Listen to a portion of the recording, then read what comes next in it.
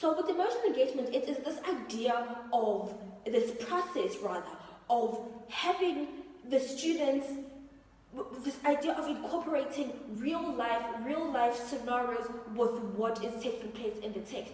So during emotional engagement with the playtext in the classroom, the students are going to have to get into groups. They're going to have to get into groups, and they're going to have to read thoroughly through the playtext. So once they have read thoroughly through the playtext, now they're going to have to pinpoint real life situations which they are finding or are grasping from what is happening, from the action that is taking place in the classroom. So for example, in Have You Seen Zandile, we see that there is a real life scenario of human trafficking that takes place. So for example, students are going to have that and have human trafficking as the real life scenario that they have found taking place in the playtext, which is the fictional world. And once they have found the connection between what is taking place in the playtext, the action of the playtext, and this real life scenario that they believe matches with the action, now they are going to have to reenact it. What made you believe that stealing Zandile would work in your favor?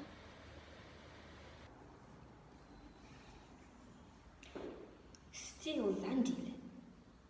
I did not steal Zandile. How can a mother steal their own daughter? Hey, that's your gogo. I went and I took my daughter, whom I carried for 9 months, away from my mother, her granny, who took her forcefully from me. I went and I took my daughter back home. I did not do it because I wanted it to work in my favor. No. I took my daughter back because I wanted my daughter to live with me. Hi, my name is Samgila Zulu, and I am here with Nompilo Zuma. This is our video presentation activities that will be on our lesson. Over to you, Nompilo. Hi.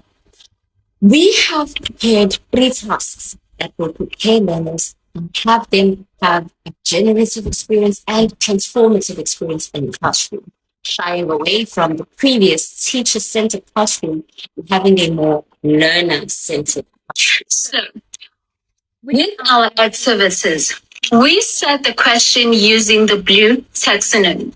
So the reason for the question is for learners to apply their knowledge, skills, and also critical thinking to the questions that will be given to them. So, for example, the question says, compare the social expectation Zandile faced living with Gogo and later her mother. So, the reason for the questions, activities, and this game, it is to provide an opportunity for the learners to build connections with others who have similar interests and goals, and also to see that the learners, they did understood the play text, Have You Seen Zandile? So now we are moving to our next task number 2. Number 2. Over to you, Ms. Zuma. Okay, task number 2 is where the fun begins. Learners will play a game called Big Bully, and Big Bully wants learners to be focused and alert with their environments. You'll be given numbers and have to listen until the number is called and quickly call the next number. So if I say Big Bully number 9, number 10, Big Bully. Number 10, 11. 11, 13, and so on and so on. Now, this activity is preparing learners for improvisation assessment, where learners are given a scenario quickly and have to, with little or minimal preparation, act out a dramatic scene. Okay? Now, the skills that are needed for this is for learners to know how to tell a story, be aware of their environment, trust one another, be alert, and most importantly, show good sportsmanship. Oh.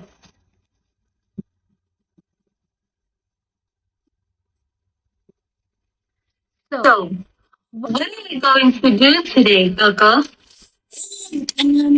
And for today, I don't know. Maybe I'll just make us a lemonade and sit and go over all the stories you want to hear.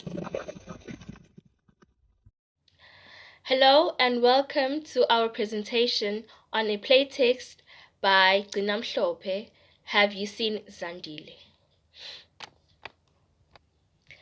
When introducing playtext to a dramatic arts class, the teacher should find fun but yet informative ways of introducing the text. Here is an illustration of a missing persons poster. These could be printed out for each learners to cut and paste onto their books as a divider to the next segment of their curriculum. This poster allows for conversation to take place in the classroom. It also sparks interest and anticipation for what's coming next. It is also visually informative. The teacher may begin by asking questions like, what was the girl last seen wearing? What is the missing girl's name? At this stage, the teacher may whip up the book that contains all the answers that the learners have on their minds. The teacher should allow the learners to read independently as it is good for their comprehension. It also develops their vocabulary. The teacher may read italics if any, explain the setting, or ask questions to see if the learners are still following. Towards the end of each read, give learners time to recap on what they have covered so far. One way of doing this is to give learners time to write a summary on the pages that they have read. This brief writing promotes creative writing for learners, and they gain the confidence of writing on their own understanding, shaping them to be independent writers for their exams.